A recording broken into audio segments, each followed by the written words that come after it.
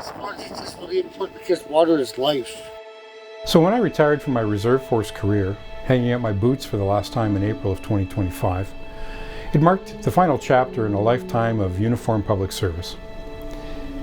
First in policing, then in international peacekeeping, and as a reservist in the military. I believed I'd witnessed the full spectrum of human suffering and hardship, but nothing had prepared me for the quiet suffering I realized was occurring day after day, right here in my own city, in my own backyard. So here we are in Walmart, 420 pounds of water.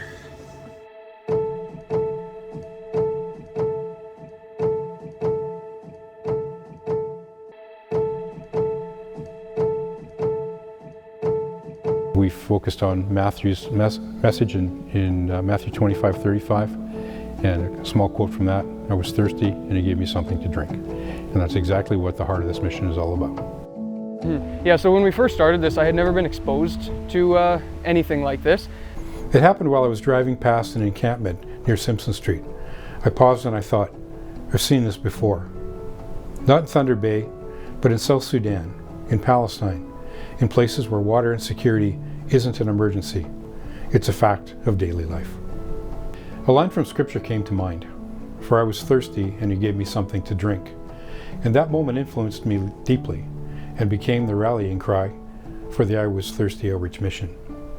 And since July of 2025, our small volunteer-driven outreach has delivered more than 14,000 bottles of water. One case, one bottle, one person at a time. We've traveled more than 2,300 kilometers using personal vehicles. With no paid staff, we've reached people living in tents, makeshift shelters, and along city sidewalks. Vulnerable people, too often forgotten. But this mission isn't just about hydration. It's about dignity. It's about being seen. I'll never forget something that one of our clients, Ashley, said to me. No one ever asks me for my name anymore. That moment confirmed for me what I had known in my heart, that this work isn't just about clean water. It's about human connection. We know what their situations are to some degree, but to call them community members just speaks to how we feel about our entire community and how we want to, as a church, impact our community. Yeah, this is definitely something I really enjoy. You know, I got involved with it through the organizations that you've told me about. And everybody around this area is depending on this water now. They're asking me when it's out of, I was searching on the outreach mission is coming with water. That's awesome. That is a work in progress, I have to say. And so, which is why I Was Thirsty has been such an incredible outreach that has been meaningful to the session, why it was so easy for us to say yes to this mission. It was a way for us to do something concrete in that relationship building and healing. So not everybody has one of these, but a lot of people probably do have those. And the closest water tap, the closest place to get water is at the marina. Yep. But not everybody's physically capable of, you know, like you fill this up, it weighs 10 pounds roughly, right? You figure. But then you carry that from that distance. Over a distance, this will become heavier and heavier and heavier, right? Yeah, sure. I'm nearly 66 years old and I'm not especially tech savvy, but I built a website all by myself and I maintain it independently. It's updated regularly with every delivery and every donation. From the ground up, I've raised every dollar through personal outreach, by word of mouth, church networks, and with the generosity of my friends and strangers. I use my own truck on my own dime, and I've personally delivered or arranged the delivery for every single bottle that we've handed out. So when I went into this, I wasn't really sure what to really expect. I thought maybe it was just individuals in their tents, everybody for themselves, but as we've done this, I've realized that everybody kind of works together as a team. A specific example is when we were handing out individual bottles outside of Pace, there were a couple people. It was a really hot day and I was handing out water and nobody asked for a second for themselves. They were all, oh, can I have one for my mother? Can I have one for my brother? Can I have one for my friend? It was just a lot of people really looking out for each other. With the support of St. Andrew's Presbyterian Church, our charitable partner who stepped forward immediately, The mission was launched without bureaucracy or overhead. We have 0 paid staff, but we have dedicated volunteers, young and old, who have joined me on the road, delivering water on city streets. Every cent goes to water and every action is driven by compassion. Together we've delivered more than 6,800 liters of water to 12 unique encampments, provided hundreds of safe, personal, face-to-face connections. And we've built something small and simple, but deeply meaningful. And this is only the beginning. We've developed public educational resources and a dedicated truth and reconciliation page.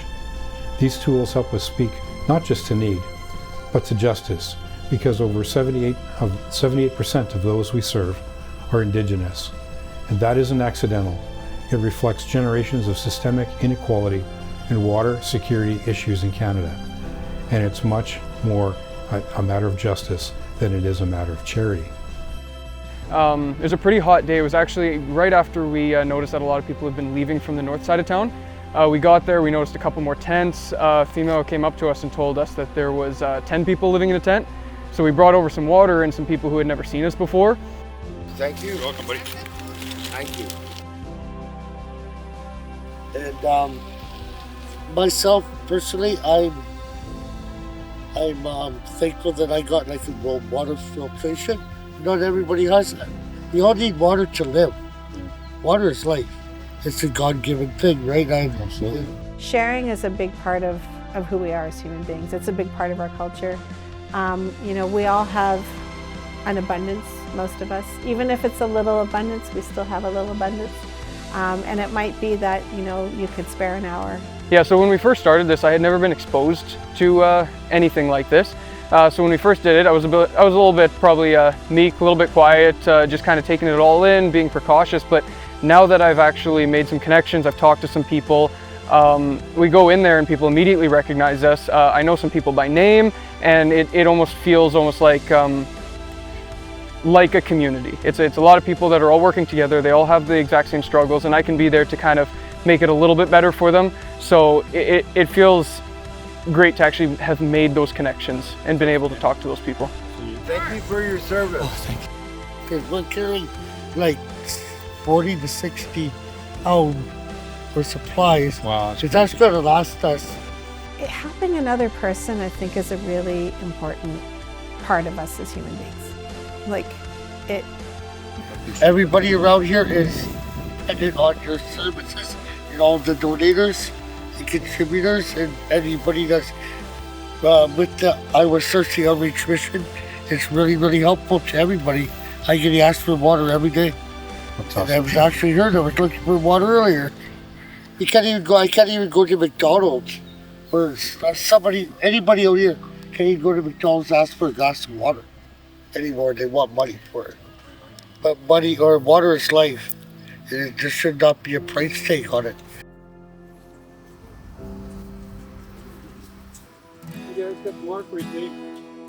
We share in values of kindness, helpfulness, and showing up in our community to give back, even beyond dollars, whether that be through donating the gifts of time, skills, or resources as well. At the heart of it, meeting people where they're at is really, really crucial.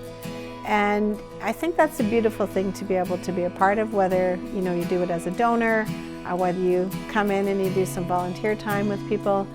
In addition to some other endorsements and the pieces that are important for verification as well, is that we had support from Investors Group, we had support from the Royal Bank of Canada, we had support from Impact Promotions.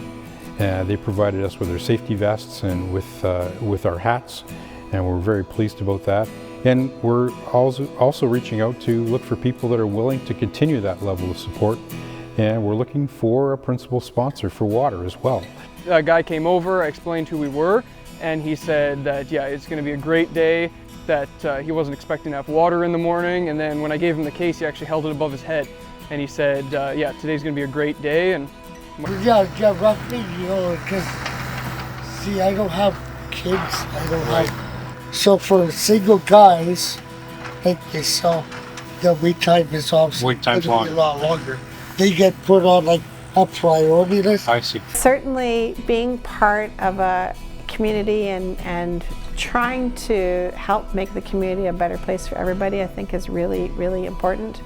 And you know, when people feel that sense of being supported, I think that's a really important note for people to say, like, I am in a community where I feel supported, or I'm in a community where somebody has shown me some graciousness or some gratitude or some kindness. In a way, that's what this is. This is a way to show your kindness to another human, and I think that's a really special opportunity for people to be a part of. Elevate would come by when I first started here. Elevate was doing They gave you the jugs, right? Like the daily outreach. Now they just do the outreach every Friday when they come here. Right. They bring us like a food bag. I'd have to carry my blue jug over to the Marina Park, the water tap by the bathrooms. Yep. Fill it up and carry the water back. Well, what time of year do they turn that off? It's gonna be right soon. I think probably after this concert that's coming up on the 6th, I believe. Okay. Probably after that they'll turn off the main valve. It's tough, man. So there'll be nothing after that. The only place to fill up a blue water jug would be either Elevate or to drop in. The service that you provide for us really helps out. What began as a small local project has the potential to become a national movement, and that's why we've created a replication guide, free and open to anyone who wants to bring I Was Thirsty to their own community. Because this isn't just a Thunder Bay problem. Communities across Canada can launch their own version of I Was Thirsty, and we will help you. We don't have an office, we don't have paid staff, we don't have red tape. We just have people who care, helping people in need. We have a truck, water, and a mission. Every day I'm reminded how simple it can be to make a difference. A bottle of water and a reminder that someone still cares. So, if you're hearing this message, I hope you will see that I Was Thirsty for what it is, a way for ordinary people to do something extraordinary, starting with a single bottle of water. And if you'd like to join us by volunteering, donating, or simply sharing this story, please reach out, because we'll be on the road, and you're welcome to join us, because somewhere, someone is still thirsty.